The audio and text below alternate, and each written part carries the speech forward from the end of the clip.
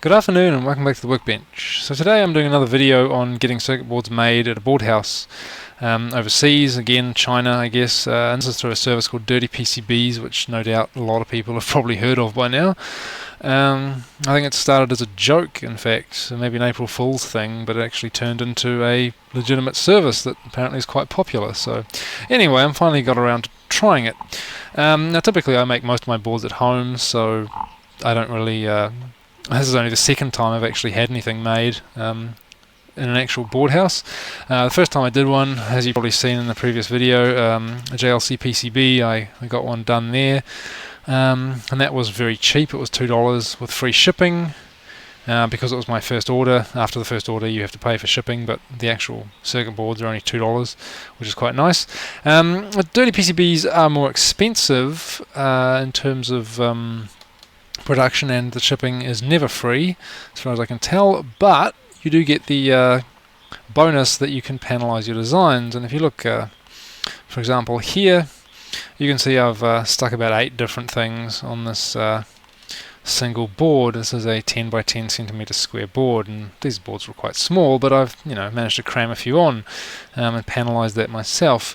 And that's the good thing about these guys, is you can basically cram as much stuff on as you like.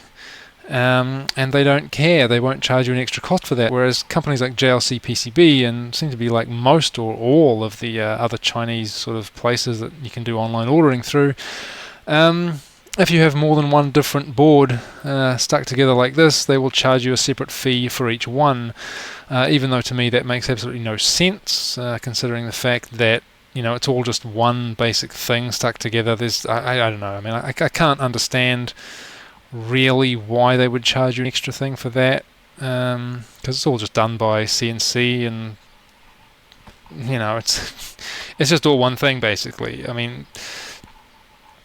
these cutouts between each board, if you're doing one single board with an isolation slot because it was a switch mode power supply or something, I mean, what's the difference between routing out an isolation slot between mains and secondary side and then routing out some things with this between different board designs? I mean, I don't know. Maybe there's something I don't know, but either way, I don't understand why the places like JLC PCB and all that, they charge more per thing. I don't understand it, but either way, they do.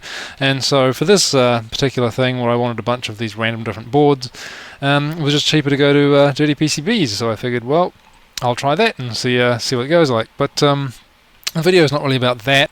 Once these boards arrive and I test them out and we see what they're like, I'll do a separate kind of review and sort of show how they look. But for this video specifically, I wanted to just go into how I actually panelized this, and basically how I got to this, and what I used, because I think that was the interesting part, and the thing that maybe you might not know. If you want to do this, you might need to find out. So what I decided to use was this program that's been made here by someone, I'm not entirely sure who, call themselves This Is Not Rocket Science, and they made this set of tools called GerberTools, which contain a bunch of different things, including this one called GerberPanelizer, which basically is a little tool that lets you stick a bunch of different Gerber sets together and put them all into one thing.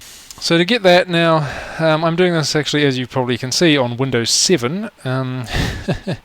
They claim here that you can run it under mono runtime and Linux, that you can build it on Linux. I have tried both, but I'm not exactly a software engineer or anything, so yeah, I'm not sure. But anyway, it doesn't work. So I just went here to the releases page, and you can just download the Windows version, pre-compiled everything there. So here's the latest one they've got, which I just did, and so I ran it in Windows because, yeah, it doesn't seem to work in Linux no matter what I've tried so far. I would like to use it in Linux, but it just doesn't seem to work. Anyway, so I got that, and here it is in here, all unzipped, and I'll show you the tool here. So it's just a pretty basic little graphical software. You can open, here's the one that I just did before. So this is the layout, what you see. You don't actually see the board design, you just see the outline of it, which I suppose is good enough because it doesn't really matter. And you can see these little tab things that are connecting everything together, so you use that to link everything by these little break off tabs, and then you export everything. You go File, Export Merged Gerbers, and it does all that for you. But how to actually use this tool, I'm just going to have a go showing that. So if I just create a new project here, it's a bit tricky. So, well, not tricky, but there's a few pitfalls that I want to talk about. So anyway, I use KiCad exclusively myself, so I'm going to be showing that. Obviously, if you have another tool that you're using, then, well, you'll have to figure out how to export Gerbers from that yourself. I assume you probably know, hopefully anyway, but this is KiCad, and pretty easy. You've got your board here, so you go plot, and you have your Gerbers there, and you choose what layers you want. So typically you'll want for this, you want your front and back copper, you want the silk screen, you want your solder mask. You may not want a solder mask or a silk screen depending on what the board is. I mean, for something like this, silk screen is nice. Solder mask is not really necessary because it's all just a single-sided board. There's no surface mount stuff, so who cares? You might not want to bother with that for some reason.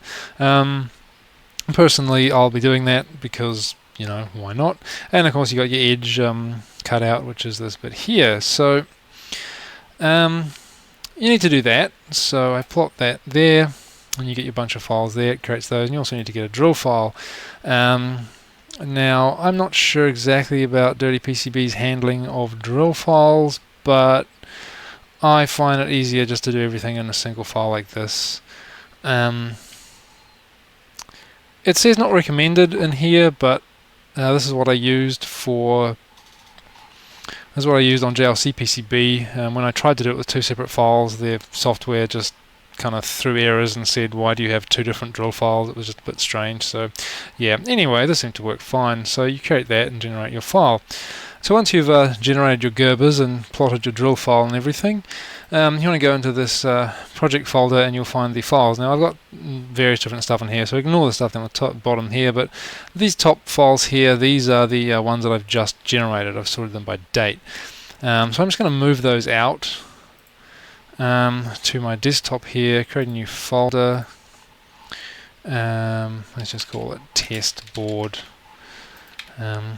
I'm going to put them in there. So we can see they have the typical Gerber extensions. So it's probably worth mentioning that with older versions of this Panelising, like from 2017, so probably no one's using that, but if you are, it's worth noting that these files won't work as is. What you need to do is rename everything to the same thing but with different extensions. So for example, we got this here, it says back copper on the end. You would need to get rid of this, so everything has the same file name but different extensions. So you see that's the DRL file, drill file is the Gerber bottom layer, so that's the copper for the bottom layer, and then we got Gerber bottom silk screen, etc, etc. So you'd have to take that off. Sorry, solder mask actually, isn't it? So you'd have to delete all that there and have these file names exactly the same. You don't seem to need to do that with the latest version here that I've just downloaded, the 2019 one, so that's cool. The other thing I noticed with that, the older one, this edge cut one, GM1 is what KiCad plots it as, saves it as nowadays. You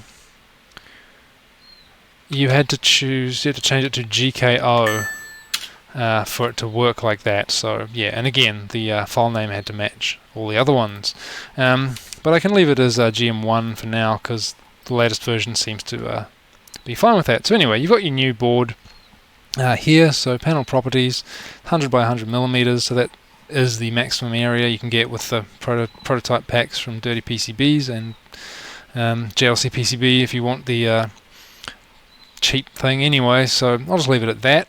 So anyway, so to add your Gerbers, so I've got these all in a single file here, folder called test board on the desktop, and I go board placement, add Gerber folder. So we pick that folder there, and it will come up here on the right hand side, and nothing will happen, but that's okay. So we have test board over here now, and we have instance. There seems to be nothing there, but we've got this little cursor down the bottom left. So that's the thing here. So it has added that. Let's see. So if I just click on that, we can move it around with these buttons here. So I can move it up and along here. And again, there seems to be nothing here, and I'll show in a minute why that is and what the problem is. Because this might be something you may run into, and you might not know what's going on. You think the software is broken. We can see down the bottom of the screen there's actually something coming up, and now I can click it and drag it, and we've got this outline here. Now see, the issue with that, why that has happened, is because in KiCad, and I don't know about other software, but for example in KiCad by default the grid origin is up in the top left corner about here somewhere. You can actually see down the bottom, these are the coordinates. So if I put my cursor, well, there we go, on the edge of that grey rectangle, that's the grid origin right there, 0, 0, and then everything else is down here. So when you load your Gerbers into this software, it puts the board at coordinates 0, 0, 0, which starts from the origin point of this. So what we've actually got here, this here, that little cross, this little yellow cross up there, you can see there, here, that's our 0 point here, and this is where the board actually starts. So you can see there's all this space between the two, and you can see again, same thing, we got all this space between the origin and the actual board. So to make it easier for yourself, so you don't have to try and like manually muck around with this and try and get it onto the screen and then finally be able to grab it and move it around, it's much easier to either put your grid origin at this point there, and I believe you can do that with place grid origin, and you can change it to put that there. So now that is the origin of the grid instead of up here, or you can just highlight everything and move it closer to the corner there, and then run your plotting. So we just do that again, generate drill file again. So now I've done that. That is now much closer to the origin, and we'll see if I now delete all these because they're the old ones. We'll just generate a new thing here, and there we go. So these are all the new ones that I've just replotted with the origin, with the board up near the origin point. And if I go add Gerber folder again, test board, instance 1, it's well, we've still got to move it up, but there we go, it's right next to that point there, so it's much easier. So the origin will start down here. Put your board somewhere sensible. In fact, I should have probably put it up here, but there you go. So that's how that works.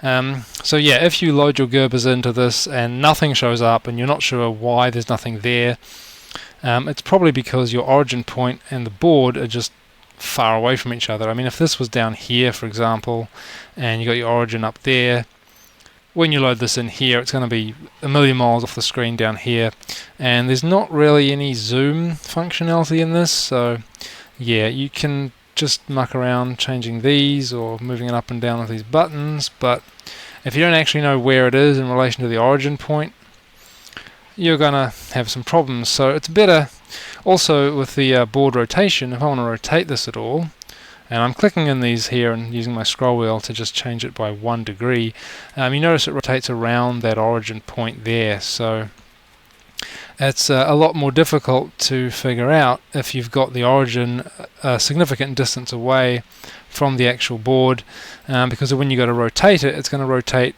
in a very large arc around the back of this back of this grid somewhere, and you can't even see it, so it's very difficult to deal with. So you definitely want to have your origin right next to the corner of your board. Just makes it so much easier to use this Gerber program. But anyway, to show the actual panelization of this, so we got one instance of this one here, so I'll just stick this down the bottom there. I'll just use the same board because it doesn't really matter, but we've got add instance, so I'll add I'll just add another one because nothing else will fit. But there we go. So I'm going to put these about, each of these grid lines is about 1 millimeter, so that's 2 millimeters distance. Maybe I'll make it 3. Anyway, you can go board placement. It'll automatically do it itself if you choose one of these options. Like for example, that makes sure it's right in the corner there, so you may wish to do that. Again, the only problem with this auto pack thing seems to get confused again if your origin point is far away from the board, so it's probably a good idea to solve that issue anyway if you do want to use the auto packing function in this. If you don't, well, no worries. But anyway, so once you've auto packed them or manually placed them or whatever you've done, now you need to create the actual panel by creating break tabs to connect them together. So we notice actually that the text is in red. That means that it has no decent, the program doesn't agree that it has decent structure connecting to each other, and you can see, well, obviously there's no connection there whatsoever. So you need to add the break tab things. When you press create break tabs, it should automatically insert them if it can figure it out, although for some reason it hasn't done that here. I was thinking it might have been because I had also auto process turned off. If I press that, it goes yellow, that means it's automatically there. It'll add things and move things around when you do that on there. So for example, if I drag this up here, it automatically moves it. If I have this turned off, I move this down again, it won't actually show up. It'll still show the previous thing until I press the process button there. So yeah, that's how that works, but either way, I don't know, it's not inserting them automatically, so I have to do it manually. And you just do that by going break tabs and pressing insert break tab, and then it'll pop up somewhere. In this case, it's gone up to the top left here, and then we can just drag it down, and I'll stick it like between these two boards, and we'll see as soon as I let go, it automatically adds those in, and that's because I've got the auto process turned on.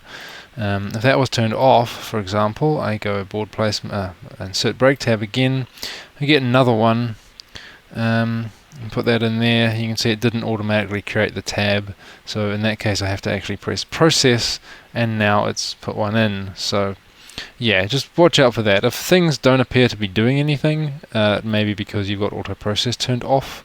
But yeah, I don't know why it's not automatically creating them in that case there. It should have put in, with my previous work on this, with the other design, it would create some, and some it wouldn't, so yeah. So I guess I'll go insert break tab, and it puts it up here. For some reason the origin by default is somewhere a million miles away, so let's just set that to 0, and now we've got this little circle down the bottom here, so I can drag this and put it between the boards, and if I press process, it now puts in this little thing here, and I can drag this up a little bit, make it a bit further, reprocess, and it'll change the size, so you can see how that changes depending on the distance between everything.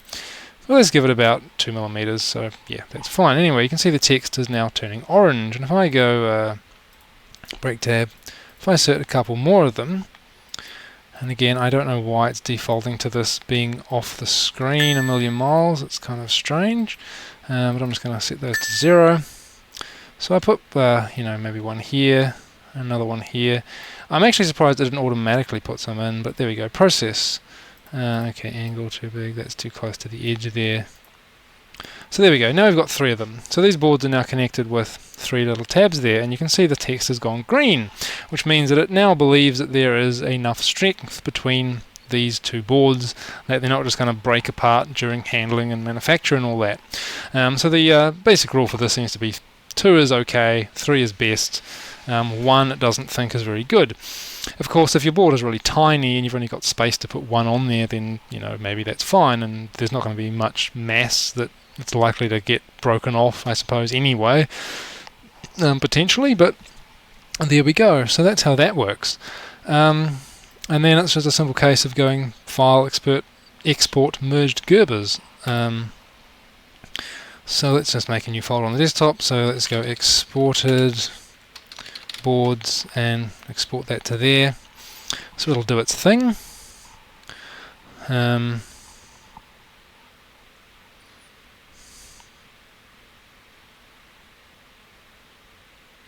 And then it will eventually open up a little preview. So there we go, this is its little preview JPEG of both sides, and we can see we've got these little tabs right there with the little drill holes and everything like that. And that's exactly what we want. And if I open this, we see it has done all that, calls it combined. So if I take all these and I go to let's just call them combine.zip into a little zip file here. So if I go to, well, let's see, DirtyPCBs, this is my previous order. Let's say we want a new one. So we want desktop. So we've got exported boards, combine.zip, we'll open that. What was the dimension? It was over 100, yeah, so I choose that. Max 10 by 10, I mean, it doesn't really matter what I choose. Let's just go green. Thickness is irrelevant, I'm not actually going to make this obviously. So we add to cart, and this should work. So it starts to process the files, starts to render them, and there we go. You can see this has in fact come up, and it all looks correct there. So you have the top layer, we got this these pads here, we got this one little trace there. This is the only topside trace. On the bottom we got all the other traces, and you know, you got the top copper here, these pads, and this one trace in the bottom has all the pads and the other traces. You got the silk screen. Yeah, not the best silk screen, but who cares. And you got the solder mask and all that. And they got this little button here to turn the background white and blue, which is kind of useful because sometimes it gives a better contrast between the drill holes and the actual board, which is probably useful if, for example, you've chosen the color instead of green, you've chosen white, so it would obviously show up a bit better with this if you have a blue background. Anyway, so there you go. I mean, that's basically the simple thing. Obviously you choose your country, you choose how much shipping you want, all that kind of stuff. That's the basic thing, and then you just pay for it and run it through the cart there. So it's a pretty simple process. Basically the most tricky part really is using this program here, which is not perfect, I guess, but it does work. Pity I can't figure out how to get it working on Linux. I have no idea. Maybe I'll come back to that later. But it definitely works fine on Windows, and it works quite well. Of course, you can panelize stuff manually yourself in KiCad. And of course, I think for Eagle and maybe other programs, there's plugins or something you can get that let you do it inside the software. But if you only got some Gerbers, maybe from somewhere else, you don't even have the design files originally, or you're using a software that doesn't do it, such as KiCad, then you have to use maybe a third-party program. And there probably are other ones available that you can use. But yeah, this one's the one I've been using, and it seems to work quite well. So yeah, so that's basically how that works. Obviously I'm not going to make this, I'm just going to delete that because it's got nothing to do with anything. But yeah, this thing here, GerberPanelizer, it works quite well, so it'll be interesting to see how my board comes out, and I guess I'll do a video on that once it turns up. But hopefully this was an interesting video to help you figure that out if that's what you want to do. Bear in mind again, DirtyPCBs don't really care what you do. They'll just charge you a flat fee for each different size, but a lot of the other places do care, and they will charge you extra for various different designs on the same board. If you panelize like this, for example, I've got 2 copies of the same board. JLC PCB will not charge you extra for this because they're both exactly the same design, but they will charge you extra for something like this where there's 8 different boards on the same thing. Again, doesn't really make any sense to me because these routing slots here and these routing slots here are all exactly the same. It's just some sort of artificial price increase because you're doing something, you know, I guess they just want to make money off you because you're doing something extra, although it really, like, in terms of manufacturing cost, I don't think it makes any difference. It's just a way to get more money off you because, yeah, you're doing extra boards, so technically they just want you to pay more, but practically it doesn't really make any sense. So that's why I decided to use DirtyPCBs. Hopefully they're not too dirty, but we'll find out, I guess, in, well, 1 to 8 weeks. Probably 2 or 3 weeks. My Gerbers were sent for manufacturing on, well, 2 days ago, so I guess, you know, they say it takes about 3 to 5 days to produce, and then it'll be 2 to 3 weeks probably to ship to New Zealand. That's the usual time that I get the sort of basic email shipping. So yeah, that'll be that, and we'll see what happens. But yeah, that's the That's a basic way of how to panelize stuff like that. So yeah, hopefully that is a useful thing. Hopefully that was interesting, and I'll see you next time.